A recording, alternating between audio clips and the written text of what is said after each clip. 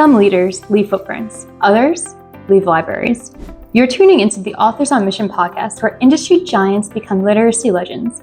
In every episode, we talk with authors who turn their brilliance into books that transform lives. I'm Danielle Hutchinson, your host and Chief Creative Officer at Authors on Mission. Welcome to your authorship experience.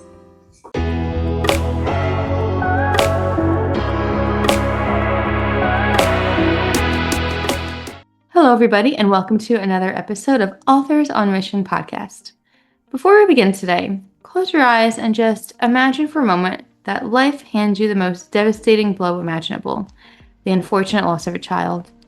Now, imagine finding the courage not just to survive, but to transform that unspeakable pain into a beacon of hope for thousands of other mothers walking this same path.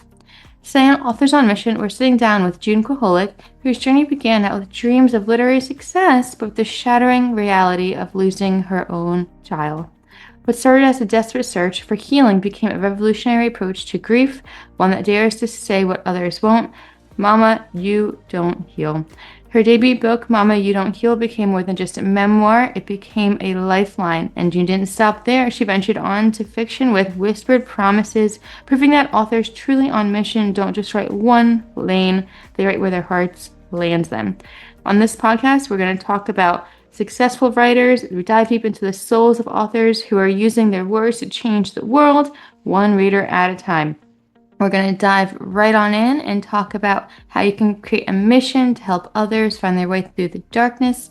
June Kraholik, welcome to the Authors on Mission podcast. Thank you for having me.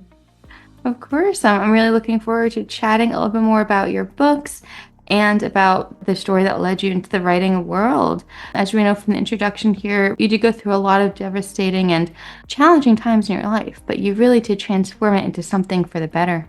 Yeah. After that, it was kind of like, you can go through anything and get through it. I guess that's kind of how I look at it. And you can do anything. Yeah, of course. I mean, where can you go from there but from up? Where can you go when you're at the bottom but up, right? I mean, it's hard to do. I've talked to many authors who have turned these struggles and been able to heal themselves and others by putting it into the words. So that's exactly what I would assume that you were able to do.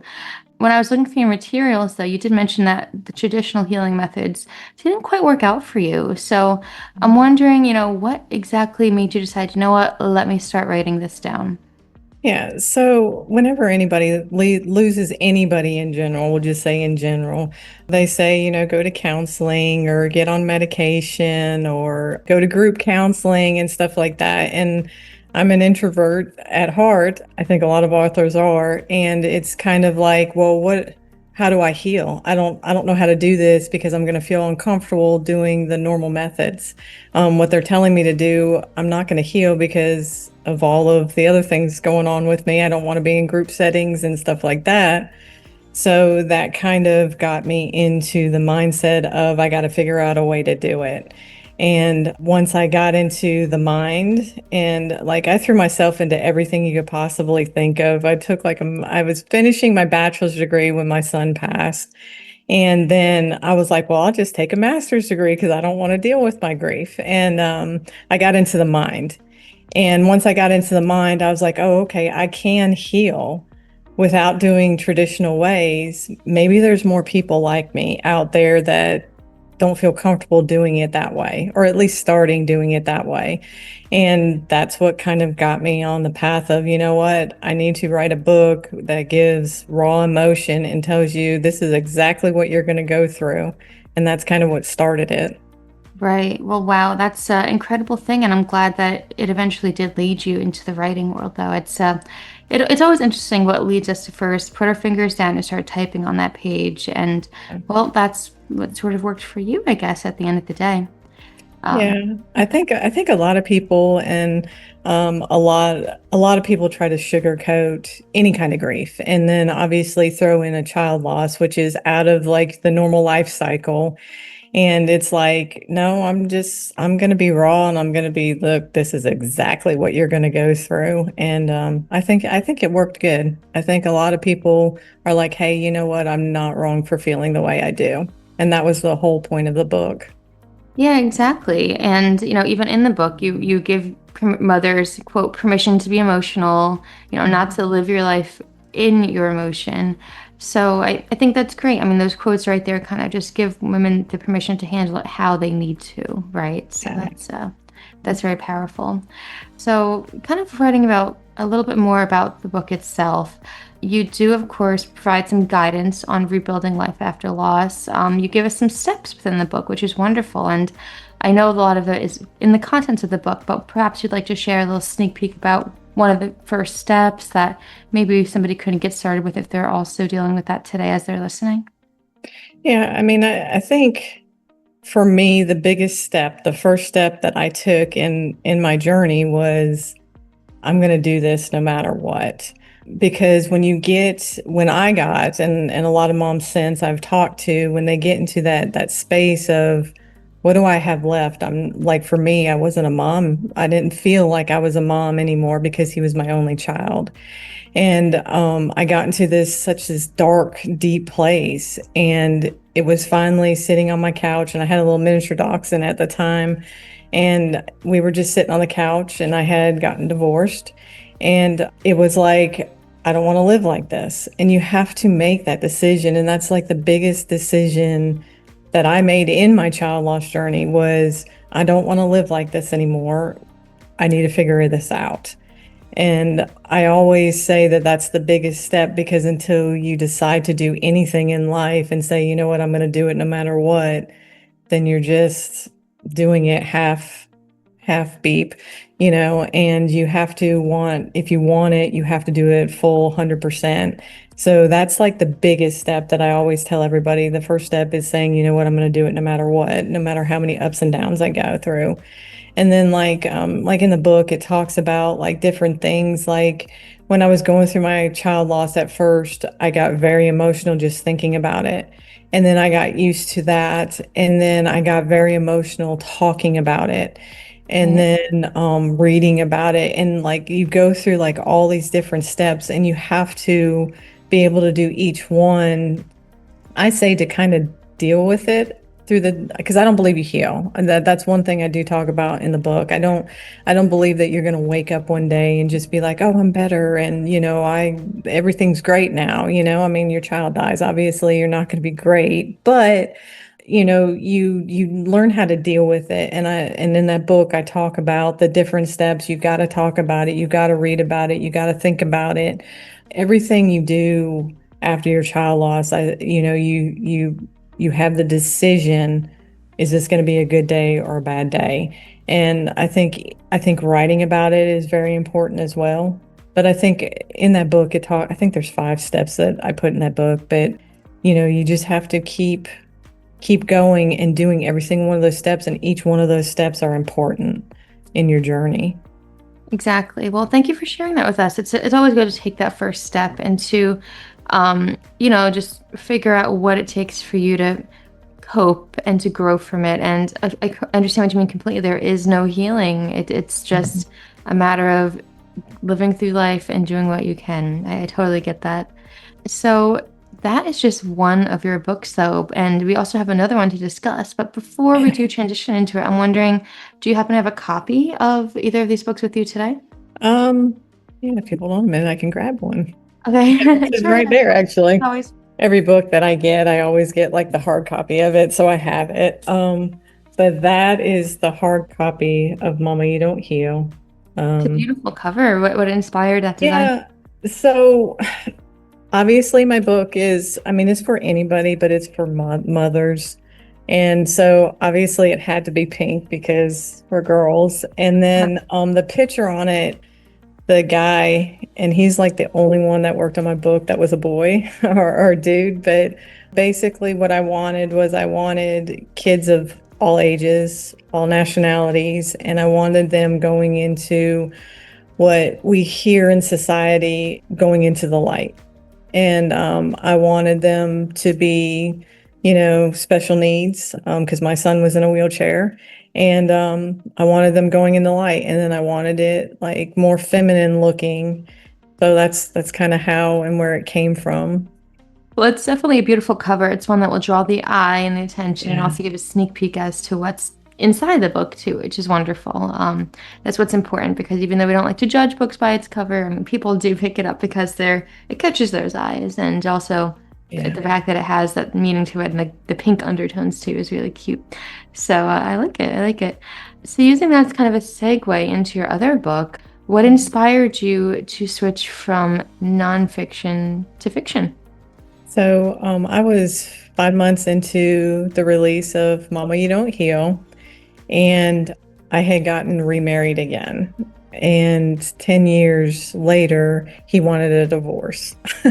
So I was 5 months into the release of the first book, and I was like, I think every female out there grows up with, I want the fairy tale and I want like all of this stuff. And and as well as everybody knows that's probably listening, sometimes it just doesn't happen.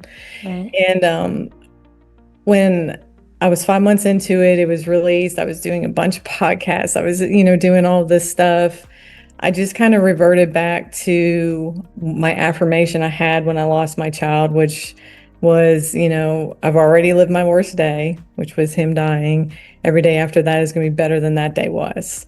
And I kind of brought that out and I went into what I call a hibernation. And that's when I wrote Whispered Promises. And when I was writing it, I wanted something real and raw, not so much like the fairy tale of everything's perfect and once you find the one, it's like happily ever after. I wanted something just a little bit different, and that's kind of where it came out of. But Understood, understood. And hey, it's a great way to go about it and to really express how you feel about it, and how, I guess, another perspective for people, to give them permission to say, you know what, things might not work out the first time around. Keep looking, maybe keep finding your own happiness. A little bit similar to your first book, I would say, kind of the idea of chuckering along in a way.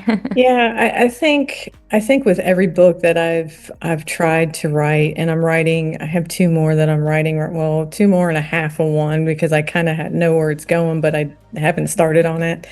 The other two are over halfway done. But I think with every story that you write, whether it's nonfiction or fiction, someone has to feel something. Obviously, my first book was my raw emotion about mama, losing a child and being a mom. And then obviously the second book, I wanted to put, I grew up in a military town. We have a military base here. And I've grown up with families that come and go, and the emotion. And obviously, I live in a military town. I dated a lot of military people, just the raw emotion of it. And I wanted to throw that in there about real life. And then obviously, I've been in law enforcement for July will be 20 years. And the raw emotion of being in law enforcement and being in those alpha positions and still having that sweetness. And I think that's important with any book that you write, is something that's so relatable that someone can pick it up and be like, oh, I can relate to that. And I think that's why I like Whispered Promises so much, and how they mimic each other, because there's raw emotion of real things that happen in everyday life. Yeah, I mean, hey, it's something important that everybody needs to hone in on. So, kind of transitioning into the writing process itself, I'm Mhm. wondering if you have any specific tips and tricks that worked best for you as you're writing, as opposed to maybe something else that somebody else has tried. What was the best strategy for you if, for perhaps, for example, you come across writer's block, or, of course, we always face difficulties when writing about such authentic and heartfelt topics. What worked best for you? So I've tried, I've tried a lot of things. Like they say, oh, make an outline and do Mhm. this and do that. And the thing that's like helped me the most, well, with Mama You Don't Heal, it was kind of chronological about what I was going through at the time, the beginning, the end, when he passed away, and months after, years after. But I kind of went chronological with that one, and I think with any nonfiction that you're writing, most women will do that, or most people will do that.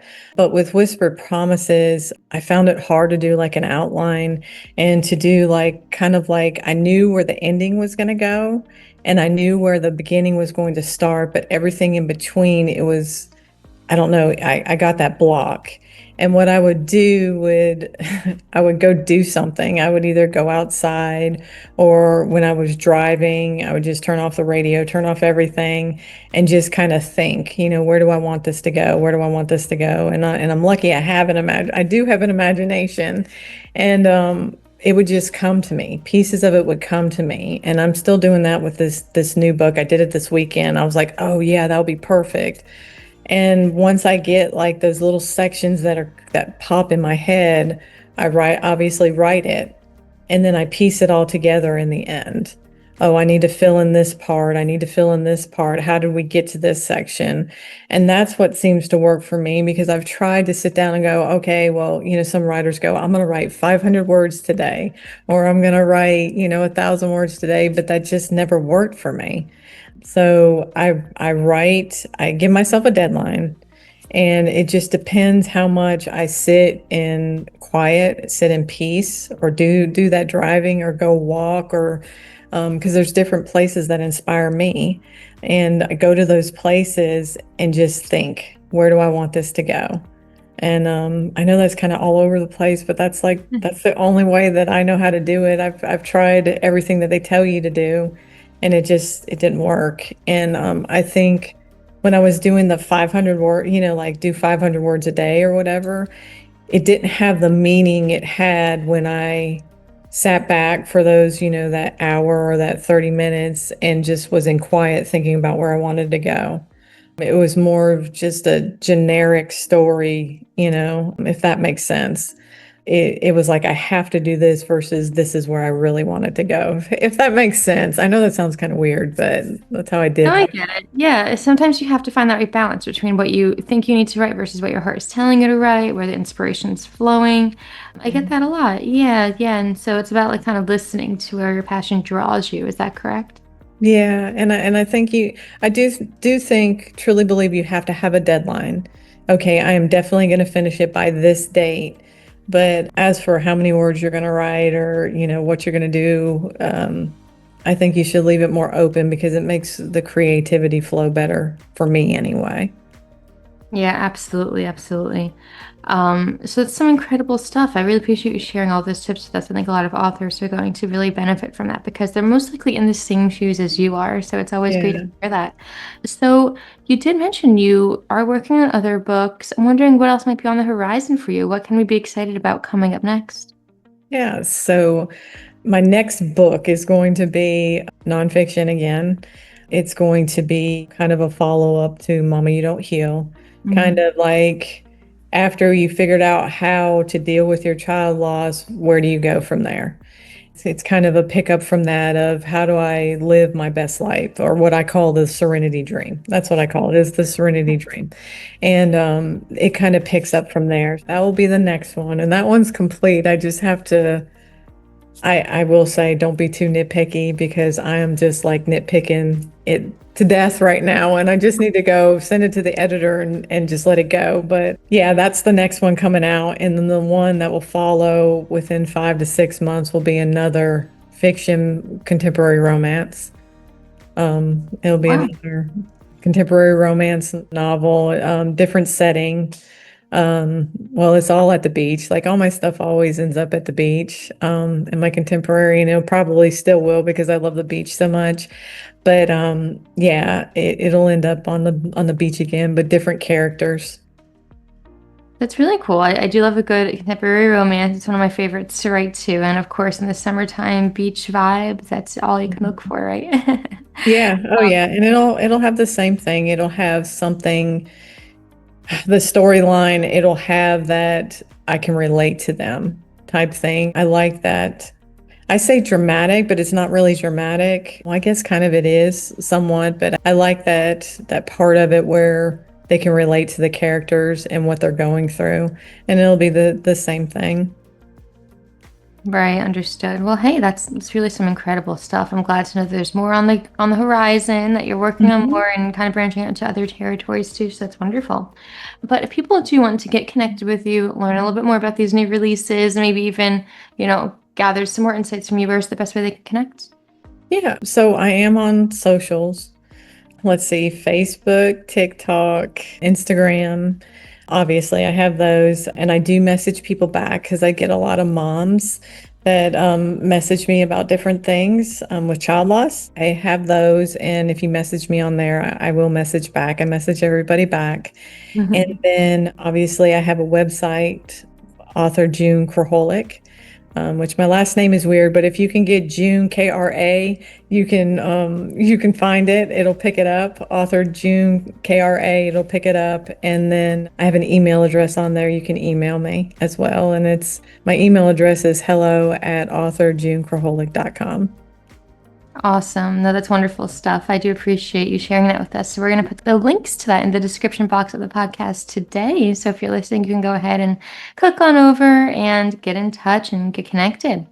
Now, June, as we begin to wrap up today, I'm wondering if you happen to have any other insights that you'd like to share with the audience, be it about dealing with challenges in life, be it about the writing process. What speaks to you right now that we should share with the audience and leave them with today? Write from your heart. I think that's the big thing. If you're writing a book, a memoir, or something about something that happened to you in life, be raw, be real. I think that's why Mama You Don't Heal resonates with a lot of people. Just be raw and be real, even if it makes you think that people are going to think you're crazy, because I felt that way. Write from your heart, write exactly what you went through, and more people will understand it than you think they will.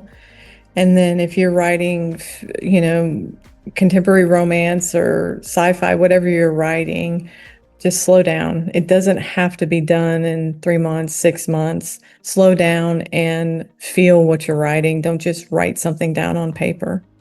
Of course, of course. And that's basically the path that you follow too, following your heart Yeah, and figuring out what speaks to you, what is inspiring you.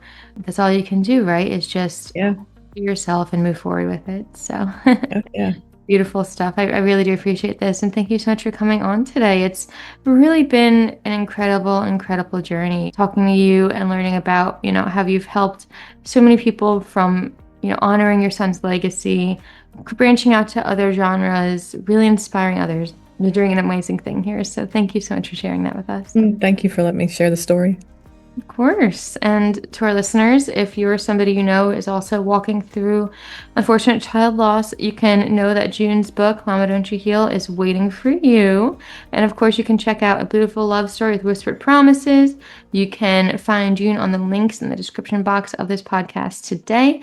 And again, June, just thank you for your courage to write your truth, to share your pain, and to transform your tragedy into hope for others.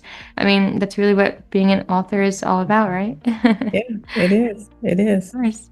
All right, everyone. So remember, until next time, every story has power, every voice matters, and every author has the potential to change someone's world. So keep writing, keep sharing, and keep believing in the mission behind your words. We'll see you next time on the Authors on Mission podcast. This is Danielle Hutchinson reminding you that somewhere, someone needs the book that only you can write. Visit authorsonmission.com to start your legacy. Until next time, keep leading, keep inspiring, and keep thinking in chapters. Have a great day.